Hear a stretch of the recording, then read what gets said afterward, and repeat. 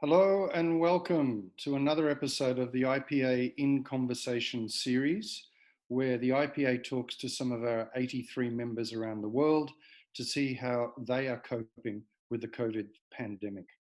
Today, it's my great pleasure to speak with Mr. Bashar Shabaro, the Secretary General of our associate member, the Arab Publishers Association. Welcome, Bashar. Welcome. Thank you very much. Maybe we should start with a little bit of background. Some of our members won't know very much about the Arab Publishers Association. So for their benefit, could you give us some background? How many members do you have? Does the association cover the whole Arab world, etc.? Sure. Okay. Greetings, everyone. I am the Secretary General of the Arab Publishers Association since 2016. It is an honor and privilege to be with you today. The Arab Publishers Association is a non-profit association with financial and administrative autonomy established by the League of Arab States in 1962. The association consists of Arab Publishers Union, each represented by a member in the association's board of members, in addition to the members of the General Assembly that elects an equal number of representatives of the countries participating in the association. So the association's board of directors currently are 32 members, 16 of them representing the Arab Publishers Unions, while the remaining 16 were elected by the General Assembly. The APA covers the Arabian countries that has associations and consists of 780 members. The current president is Mr. Mohammed Rashad, who is Egyptian. So we are syndicates and members in the same time. The main objective of the association is to defend and develop the Arab publishing industry, to protect intellectual property rights, and to defend Arab culture and all its components. Okay, thank you very much, Bashar. That's very interesting. Really, it's great to hear about the different structures of our members. So let's talk about COVID. Has the lockdown for COVID-19 been the same for all your members? How strict were the lockdown measures for the Arab publishers? Yes. The lockdown has been the same across all our members, but it took place in different timing in each of the Arabic countries. It is good to highlight that all the Arab countries share the same language, but in the same time has different rules and regulations. So thus the same book is sold in different countries, and whenever a publisher buys the rights of a book, he usually buys the right of translation in all the Arab world. The lockdown measures were strict in most Arab countries. Okay. And even can I say all Arab countries? Okay. Yep. Okay. So were all the bookstores closed? Yes. Okay. For 2 months, sometimes 3 months. It depends between country and another. Was there the possibility of home delivery of books? Could people? Yes. Okay. But as you know, all the bookstores were closed in different durations.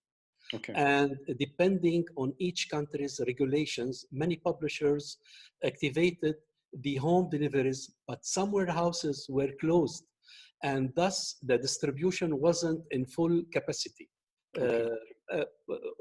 That's happened with the online, with all these ways. So talking about the difference between physical and online, in some parts of the world, what COVID-19 has created has been an incentive for new channels of digital delivery. So do you know what the split between physical sales and digital sales was before the lockdown? And has that changed in any way since the beginning of the lockdown? Really, we make a survey for these, especially for these things. As per survey done by the APA, the sales of the most of the Arab publishers, the digital increased between 30 to 35%. Wow. Yes, that's from the first month. And the sales, but that's the problem. And the sales of the physical decreased to more than 80%. Wow. Yes, that's what happened. That is really tough. Yes, I can. That's happened in all Arab countries. Yeah, I've heard from some of our members of a decrease in sales of 70%, but 80%. I think you win the prize for the worst numbers. I'm sorry to say. For that. Yeah, I'm very sorry to say that. Yes. So, in response to this, have the government? I can say something here. Sorry for interrupting. Sure. Go ahead. You know, once we were in Muscat Book Fair, and at that time happened this COVID problem. Yeah. So the first 4 days they were perfect. 5, 6, 50, 50, 6, 7, 8. 90% of the people they didn't attend the book fair. Yeah. They afraid because which book fair was this? That's in Muscat. Ah, okay. Yes. And that was the last book fair. Okay. Book fair. We'll talk about book fairs in a second. Yes, because I think that's a very important issue, not just for you, but for a lot of our members. But given the severity of the loss of sales, physical book sales, have governments in the Arab region been supporting publishers? Are any sectors receiving specific support from the government? And what about authors and booksellers? Yes. Some governments support their local publishers, but in general, the region is under tight economical pressure, especially with the reduction of the oil prices. You know our area very well. Yeah. I can say that the GCC countries, the Gulf, and Morocco did support their publishers more than the others. I don't have, to be honest with you, I don't have much information about the support that was given to the authors and the booksellers. Right. Okay. So, but maybe less than the publisher. Not maybe. I am sure it is less than the publishers. Okay. Okay. So, in many of these conversations, we've been hearing that a number of publishers have had to close down or severely restrict operations. You mentioned that you had 780 publishers who are members of the APA. Have you heard how the majority are coping with this? Are they getting through the COVID pandemic? Once the pandemic started, it was hard to cope with all the changes. Due to the need of survival, the members started shifting more and more of survival. Due to the need of survival, the members started shifting more and more to digital and audiobooks format. Even the publishers who didn't have digital books started to turn their books to digital and audio format. Moreover, more online sales and home delivery occurred during this period of time, with majority of publishers and employees working remotely. So the best example is our interview via Zoom that we are currently doing live from our homes. So Yeah. Yeah. that's the same problem, you know. Yeah. So I'm in Gex in France. Where are you now?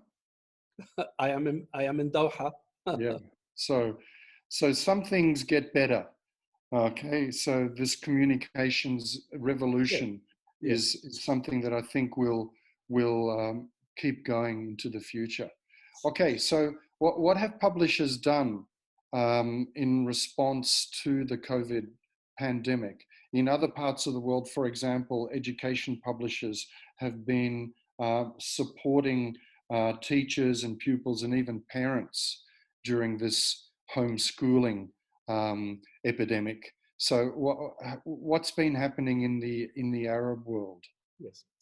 Uh, the publishers offered through their syndicate associations books to the people who were locked down in healthcare centers in order to entertain them.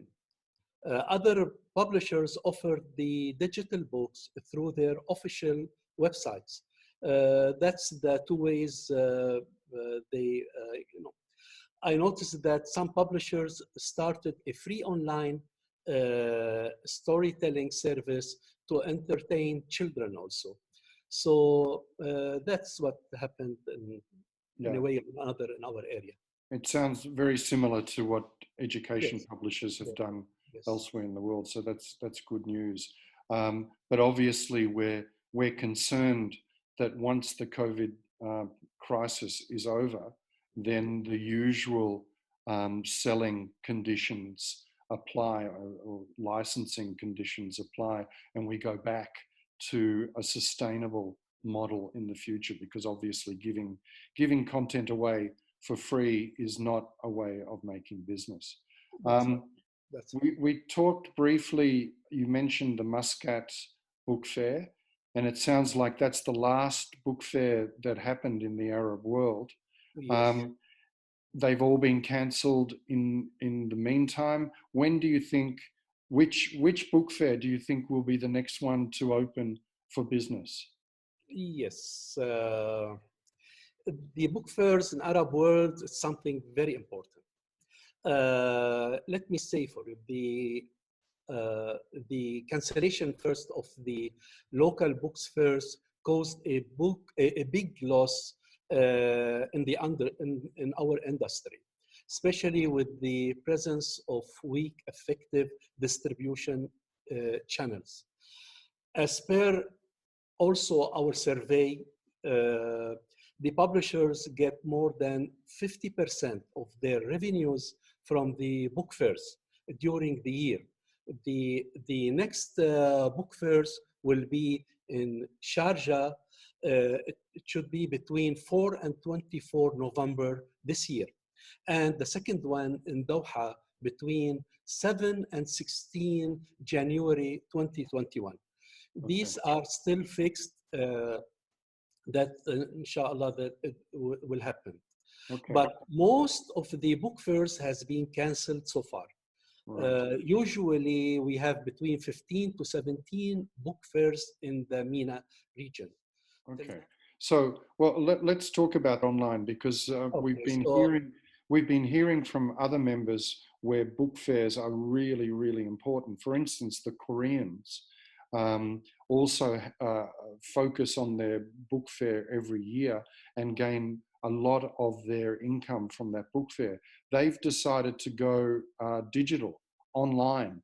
Do you think that any Arab region book fairs will go online? till now, nobody do something like that till now. Okay. But two online book fairs for Arabic books happened, but outside the Arab region. One in Sweden, it finished both of them, Sweden, and the second one in Turkey. Okay. Yes, for specialized in Arabic books. I think in our region, if this problem will continue, we will have online book fairs. Well, look, if you're interested in finding out exactly what the Koreans are doing, and there may be a couple of other book fairs that are also going online, I'm very happy to introduce you to our Korean member, and maybe you can talk to them about how they're coping with the online structure, the new online structure, and what the technological requirements are. So after this interview, let's see if we can facilitate that for you. So let's start looking to the future, because we're running out of time. But it may be very difficult for you to look to the future with any positive view. But do you think there's anything that's come out of this crisis that you can see as a positive for the Arab publishers into the future? This pandemic allowed the publishers to be aware about the ability to work from abroad and highlighted the importance of having digital books and online channels and free deliveries. That's very important, the free deliveries, it wasn't. It also motivated the publishers to work together and cooperate to serve the community better. Okay. So, what happens next for Arab publishers? Is there a recovery plan that you have in mind? Whenever this pandemic is over, publisher will be focusing more on improving their digital publishing books and will try to find more online channels to cover their losses. Okay. So look, we're coming to the end of our chat, unfortunately. I look forward to meeting you face to face as soon as we can. I'm not sure if Sharjah will be the place, but maybe next year. What was the one in January next year? We have Doha Book Fair. Doha. Okay, Doha. so In Qatar. Let's aim for sometime next year for us to get together. It would be great to see you again. But just as we're signing off, do you have any message for other publishers around the world who are also suffering from this COVID pandemic? Sure. My message to the international publishers is to cooperate positively with our publishers, and my suggestion is to overlook the year 2020 in their official contracts in order to help other publishers overcome their losses. I hope that will be useful for everyone. Fantastic. Thank you, Bashar. We'll meet again soon. I have no doubt when the IPA has its virtual General Assembly in November. But until then, take care, stay safe, and goodbye. Thank you very much. Thank you very much.